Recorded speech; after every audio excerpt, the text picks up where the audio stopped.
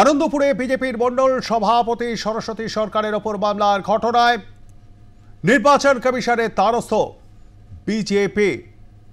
এ মামলায় ৩০৭ ও ৩২৬ নম্বর ধারা সংযুক্ত করার দাবি জানিয়ে রাজ্যের মুখ্য নির্বাচনী আধিকারিকের দ্বারস্থ বিজেপির নেতা শিশির বাজোরিয়া ও কলকাতা দক্ষিণের বিজেপির প্রার্থী দেবশ্রী চৌধুরী। আনন্দপুরে আক্রান্ত বিজেপির নেত্রী, আর সেই ঘটনার পর লাগাতার অবস্থান বিক্ষোভ চলছিল আনন্দপুর থানার সামনেই। আর এবার রাজ্যের মুখ্য নির্বাচনী আধিকারিকের দ্বারস্থ বিজেপির প্রতিনিধি দল।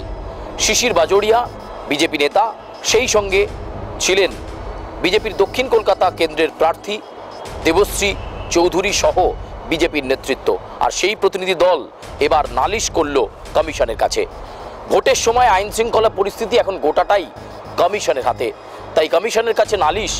এই যে তাদের নেত্রী আক্রান্ত হলেন, প্রথমে এই অভিযোগ নিতে চায়নি পুলিশ, একেবারে ছোট ঘটনা হিসেবে দেখানো হচ্ছিল। অবিলম্বে যারা এই মারধরের ঘটনা ঘটিয়েছে, যারা এই আক্রমণ করেছে, তাদেরকে জামিন অযোগ্য ধারায় গ্রেপ্তার করতে হবে, সেই দাবি যেমন জানাচ্ছে বিজেপি, একই সঙ্গে এই আনন্দপুরের ঘটনায় ৩০৭ এবং ৩২৬ নম্বর ধারা সংযুক্ত করার দাবি জানালো রাজ্য বিজেপি। সব থেকে চমৎকার একজন অফিসার ওখানে দাঁড়িয়ে বলছেন আমাকে মাত্র 7 সেন্টিমিটার। আমি জিজ্ঞেস করলাম, সাহেব কত সেন্টিমিটার হলে আপনি এটা গুরুত্ব দেবেন? ৩০৭ হবে না কেন? ৩২৬ হবে না কেন? ওসি সাহেব বারবার বাইরে গিয়ে কার সঙ্গে কথা বলছিলেন জানি না। লাস্টে আমরা বললাম, দেখুন এটা যদি না হয় আমরা উঠবো না। তখন উনি বললেন, ঠিক আছে। আমাদের একজন অফিসার এলো, অ্যাডিশনাল ওসি এলেন, দিদির সঙ্গে কথা বললেন, আর বললেন কি আমরা সকালে বাদ বাকি যেসব এফআইআর যাদের নাম ছিল ওদের ধরবো আর অন্য সেকশন দেওয়ার ব্যবস্থা করব। আমরা তখন বললাম, যদি এটা না হয় আমরা ইলেকশন কমিশনে যাব। আমরা এখানে এসেছি, তার মানে এখনো ওরা অন্য কোনো সেকশন লাগায়নি। গত পরশুদিন সমস্ত কিছু সীমাকে ছাড়িয়ে গেছে।